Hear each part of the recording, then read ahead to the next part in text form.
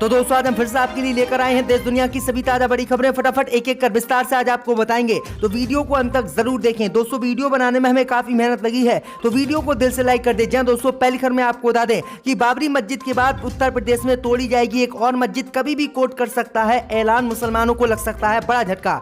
वही आपको बताएंगे दोस्तों की बीजेपी को लगा बड़ा झटका, बीजेपी के 44 कार्यकर्ताओं ने थामा कांग्रेस का दामन। वहीं आपको बताएंगे दोस्तों की रूस यूक्रेन युद्ध से मोदी सरकार को हुआ $10 अरब का नुकसान, भाजपा की बड़ी मुश्किलें।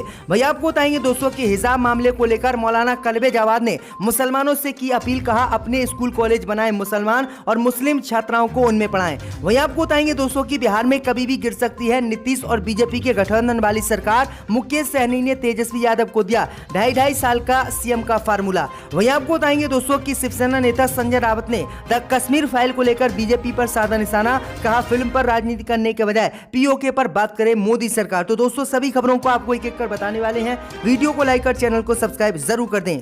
इसी बीच पर तो दोस्तों अगली खबर की ओर, तो बाबरी मस्जिद के बाद उत्तर प्रदेश में तोड़ी जा सकती है एक और मस्जिद, कभी भी कर सकता है सुप्रीम कोर्ट फैसला। जी दोस्तों आपको बता दें ये बड़ी खबर सामने निकल कर आई दोस्तों कि जिस तरह से सुप्रीम कोर्ट के आदेश पर बाबरी मस्जिद को तोड़कर राम मंदिर का उत्तर प्रदेश में निर्माण कराया गया, उसी तरह से भी अब उत्तर प्रदेश में एक और मस्जिद को तोड़े जाने की संभावनाएं जताई जा रही है।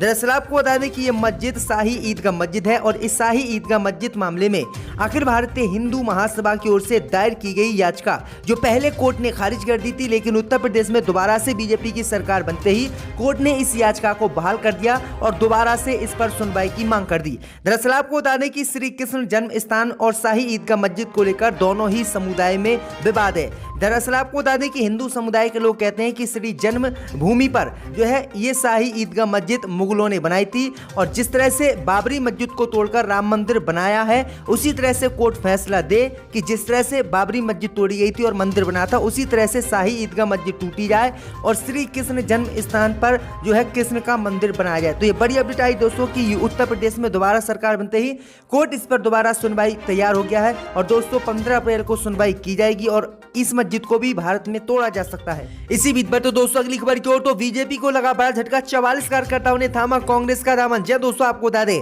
कि कोटा उत्तर के रामपुरा इलाके से बीजेपी को आज बड़ा झटका लगा है, जब एक साथ 4 दर्जन बीजेपी कार्यकर्ताओं ने कांग्रेस ज्वाइन कर लिया है। कार्यकर्ताओं ने कांग्रेस की सदस्यता ग्रहण की है। इस दौरान खुद यूडीएच मंत्री शांति धारीवाल भी मौजूद रहे। उन्होंने सभी कार्यकर्ताओं को दुपट्टा पहनाकर कांग्रेस में स्वागत किया है। ये सभी बीजेपी से लंबे समय से जुड़े हुए हैं। आज एकाएक उनका कांग्रेस ज्वाइन करना बीजेपी के लिए बड़ा झटका माना जा रहा है। इस दौरान मंत्री शांति धारीवाल के अलावा कांग्रेस नेता में धारीवाल, मेयर मंजू मेहरा, कांग्रेस जिला अध्यक्ष रवि त्यागी समेत कई नेता भी मौजूद रहे। तो ये बड़ी अपडेट आई दोस्तों कि भाजपा को ये बड़ा झटका लगा है। इसी बीच पर तो दोस्तों अगली खबर की ओर, तो रूस यूक्रेन युद्ध से भारत को हुआ करोड़ों रुपए का नुकसान, चीन को नहीं। जी दोस्तों आपको बता दें ये बड़ी खबर सामने निकल कर आई दोस्तों कि यूक्रेन और रूस में पिछले 20 दिनों से जंग जारी है। इस बीच खबर सामने निकल कर आई दोस्तों कि इस जंग से सबसे ज्यादा नुकसान मोदी सरकार को हुआ है। मोदी सरकार को अरबों डॉलर का नुकसान हुआ है, जिसके बाद भाजपा की मुश्किलें बढ़ गई हैं। वहीं दोस्तों अगर हम चीन की बात करें तो चीन को मामूली सा नुकसान हुआ है और चीन को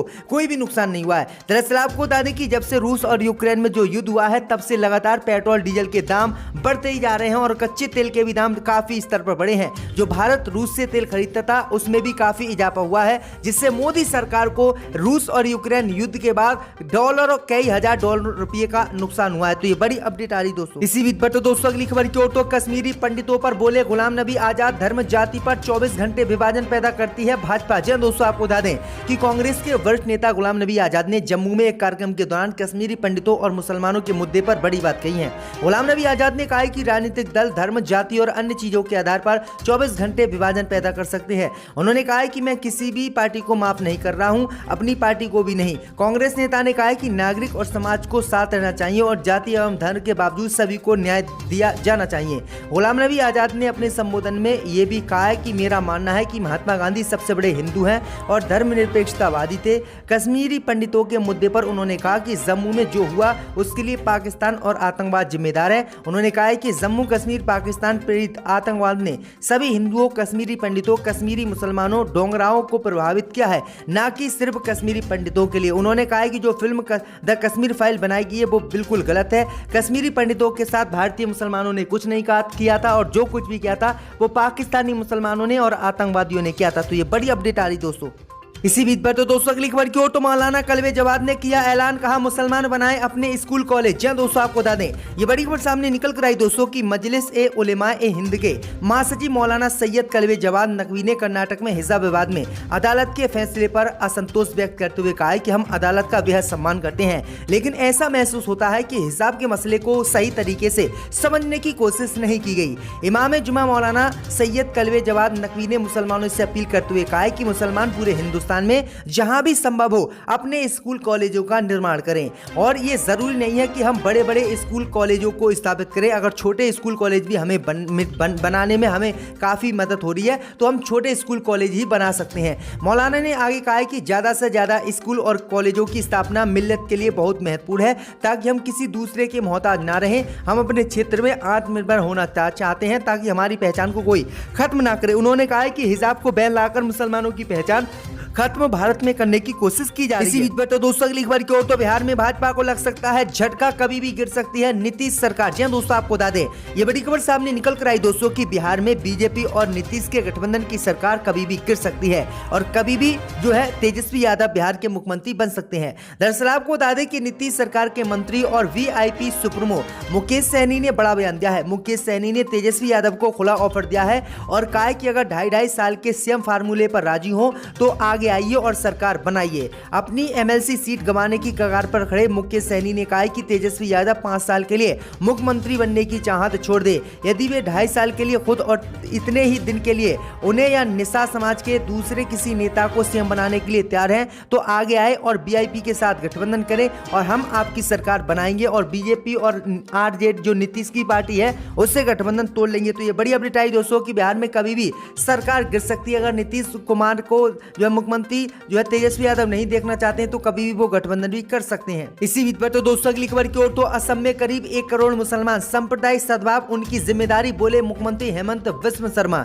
जय दोस्तों आपको बता दें कि असम के मुख्यमंत्री और बीजेपी नेता हेमंत बिस्व शर्मा ने कहा है कि हमारे राज्य में मुस्लिम समुदाय सबसे बड़ा समुदाय है, ऐसे में सांप्रदायिक सद्भाव सुनिश्चित करना उनका दायित्व है। हिंदुओं के अल्पसंख्यक होने के साथ उनमें अपनी पहचान खोने का डर बढ़ रहा है। आगे उन्होंने कहा कि अगर मुसलमानों को अपनी सुरक्षा खुद करनी है और हम ऐसा नहीं कर सकते। दरअसल आपको बता दें कि ये वही मुख्यमंत्री हैं, इनके मुख्यमंत्री बनने के बाद असम में जो भी सरकारी मदरसे थे वो सब बंद करवा दिए गए थे और ये मुस्लिम विरोधी जो है असम के मुख्यमंत्री हैं। इसी बीच पर तो दोस्तों अगली खबर की ओर तो शिवसेना नेता संजय राउत ने द कश्मीर फाइल को लेकर बीजेपी पर साधा निशाना, कहा फिल्म पर राजनीति करने के बजाय पीओके पर करे बात। जय दोस्तों आपको बता दें कि शिवसेना के नेता संजय राउत ने बृहस्पतिवार को यहां कहा है कि भाजपा को द कश्मीर फाइल फिल्म पर राजनीति करने के बजाय पाकिस्तान के कब्जे वाले कश्मीर को भारत के साथ मिलाने पर बात करनी चाहिए। उन्होंने कहा कि शिवसेना ने अपने संस्थापक दिवंगत बाल ठाकरे जी के जीवन पर बनी फिल्म के लिए भी कर छूट की मांग नहीं की थी। महाराष्ट्र के उप मुख्यमंत्री अजित पवार ने बुधवार को द कश्मीर फाइल के लिए कर माफी की भाजपा की मांग को खारिज कर दिया। उन्होंने कहा था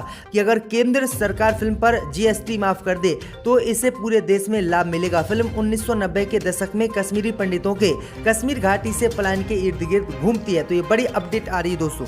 इसी बीच पर तो दोस्तों अगली खबर की ओर तो महबूबा मुफ्ती ने भाजपा पर साधा निशाना, कहा देश को दूसरे विभाजन की तरफ ढकेल रही है बीजेपी। दोस्तों आपको बता दें कि पीडीपी चीफ महबूबा मुफ्ती ने रविवार को बीजेपी पर लोगों को धार्मिक आधार पर बांटने, देश को विभाजन की ओर ढकेलने का आरोप लगाया है। इसी के साथ महबूबा मुफ्ती ने प्रधानमंत्री जवाहरलाल नेहरू की उनकी धर्मनिरपेक्षता, साख और विकास और समृद्धि के पथ पर भारत को ले जाने के लिए तारीफ भी की है।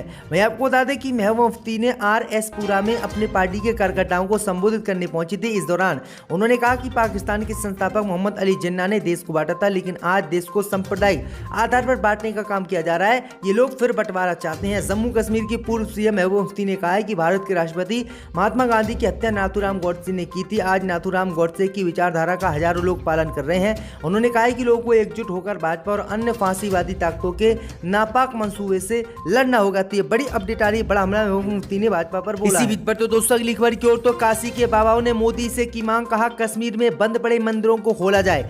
दोस्तों आपको बता दें कि कश्मीर फाइल फिल्म रिलीज के बाद से कश्मीर और वहां के मुद्दे पर अब व्यापक चर्चा का विषय बन गए हैं। 1990 में कश्मीरी पंडितों के पलायन पर आधारित फिल्म के सामने आते ही धार्मिक आधार पर मंदिरों के बंद होने और वहां पर पूजा पाठ न होना भी एक मुद्दा बनता जा रहा है। ऐसे में काशी विद्वान कर्मकांड परिषद ने प्रधानमंत्री मोदी से एक बड़ी मांग की है कि कश्मीर में बंद पड़े 40 से ज्यादा मंदिरों में जो है पूजा पाठ और वैदिक मंत्रोच्चार मंत्रोच्चारण के साथ धार्मिक रीति रिवाज का संचालन हो सके। इसके लिए काशी के ब्राह्मणों ने आह्वान किया है कि विद्वान कर्मकांड परिषद के अध्यक्ष पंडित अशोक त्रिवेदी ने प्रधानमंत्री मोदी को इस आशय से जुड़ी हुई एक चिट्ठी लिखी है। उन्होंने कहा है कि यहाँ पर मंदिर जो बंद पड़े हैं काशी में, उन सभी को खोला जाए और यहाँ पर पूजा पाठ करने की अनुमति दी जाए। में टेबल पर पैसे डाले गए थे। अब कौन उस वक्त यहाँ बैठा था वो अक्लमंद जानते हैं, मगर मैं दोहराना नहीं चाहता। मैंने ये भी देखा था 2006 में कि एक